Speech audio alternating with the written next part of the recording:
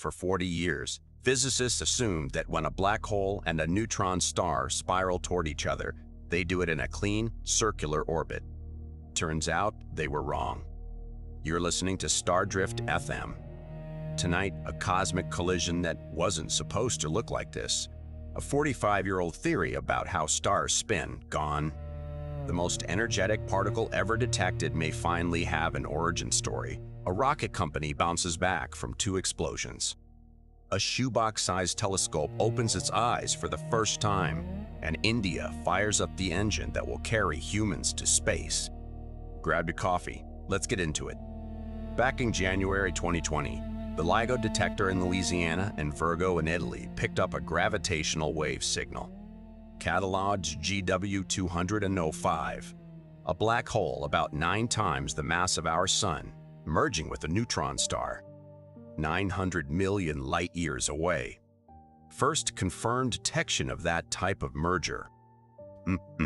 At the time, everyone analyzed it, assuming the orbit was circular. That's what the models predicted. Gravitational waves drain energy from the orbit over millions of years, rounding it out long before the final merger.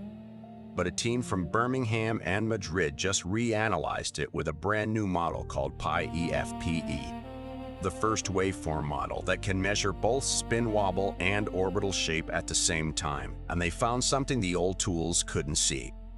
The orbit was oval, eccentricity of 0.145, circular ruled out at 99.5% confidence.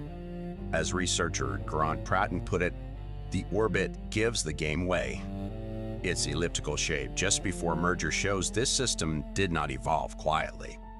An oval orbit means something disrupted this pair late in our life, probably gravitational interactions in a dense star cluster. It's the first solid evidence that not all these mergers share the same origin story. Here's something you might not know about stars. They don't spin like a ball. Their equators rotate faster than their poles. Our Sun's equator completes a rotation in about 25 days. The poles take 35. In 1981, physicist Peter Gilman ran a simulation and predicted that as stars age and slow down, this pattern would flip. The poles would start spinning faster than the equator. For 45 years, every simulation confirmed it. It became textbook physics. There was just one problem. Nobody ever saw it happen in a real star. Theory said one thing, observations said another. No one could explain the gap. Enter Hiroyuki Hata at Nagoya University. He used Fugaku, Japan's most powerful supercomputer, to simulate stellar interiors at 5.4 billion grid points, orders of magnitude more than anything before. And he found the answer: magnetic fields. In all the previous simulations, the resolution was too low, so the magnetic fields just vanished from the math. At Fugaku's resolution, they persist, and they prevent the flip. Stars keep the same rotation pattern for their entire lives. 45 years of theory, undone by better resolution.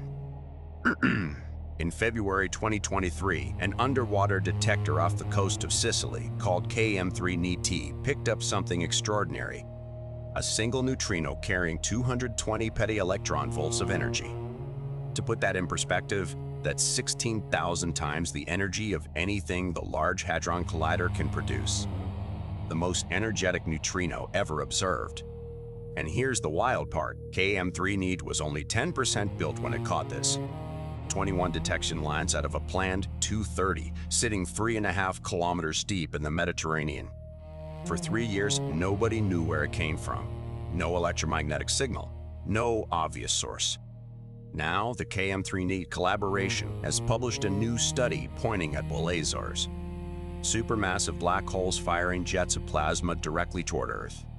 Not one specific blazar, a population of them spread across the sky, each contributing a fraction of the total energy. They combine data from 3 instruments: KM3NT, IceCube at the South Pole, and NASA's Fermi telescope, and showed that a blazar population with realistic physics can produce a neutrino this extreme without breaking any observational limits. The universe's most extreme particle accelerators might be hiding in plain sight. On Tuesday evening, a small rocket lifted off from Vandenberg Space Force Base in California. Firefly Alpha, Flight 7. Mission name, Stairway to 7. That name tells the whole story. Last April, Flight 6 broke apart seconds after stage separation. The payload, a Lockheed Martin satellite, fell into the ocean near Antarctica. Then in September, the booster built for Flight 7 exploded on the test stand in Texas. Stock dropped 21% in a day. So, they built another booster, fixed the thermal protection, designed a new avionics suite in-house. And on March 11th, they nailed it. Orbital insertion, Stage 2 engine relight, payload delivered, full mission success. The same customer whose satellite they lost, Lockheed Martin, trusted them again. CEO Jason Kim called it flawlessly executed. In the small launcher market, Rocket Lab dominates with 60-plus missions. Astra gave up. Firefly just refused to stop climbing. This is SPARCS. It's the size of a cereal box. It has solar panel wings. And it's now a working space telescope. Built by students and researchers at Arizona State University with a camera from JPL. SPARCS launched on a SpaceX rideshare mission in January. On February 6th, it opened its eyes. Observing stars simultaneously in far ultraviolet and near ultraviolet light.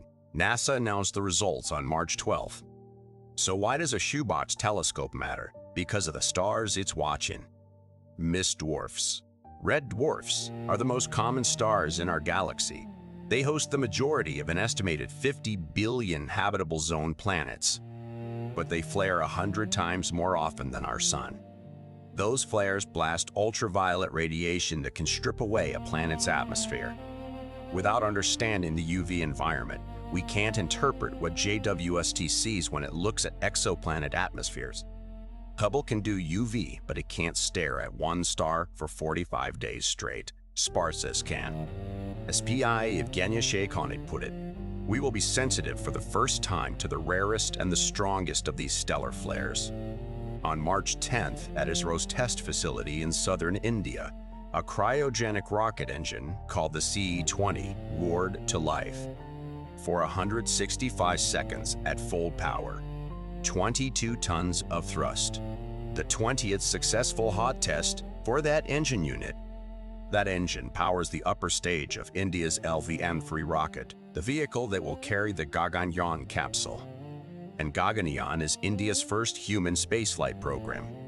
The first uncrewed mission, T1, is scheduled for this month. It will carry Metro, a half-humanoid robot, into a 400-kilometer orbit for 3 days. The Yamatra will monitor cabin temperature, pressure, air quality, simulating a human crew. If all goes well, the crewed mission follows in 2027. 3 astronauts. Up to 7 days in low Earth orbit. India would become the 4th nation, after Russia, the United States, and China, to independently send humans to space. ISRO Chairman Narayanan summed it up, in the rocket system, we need to score 100 out of 100. 8,000 ground tests so far, 97% success rate, and counting. That's 6 stories tonight. An oval orbit that rewrites how cosmic mergers form. A supercomputer that ended a 45-year-old theory. Ghost particles traced to blazars. A rocket that climbed back from 2 explosions. A Shoebox Telescope watching alien suns.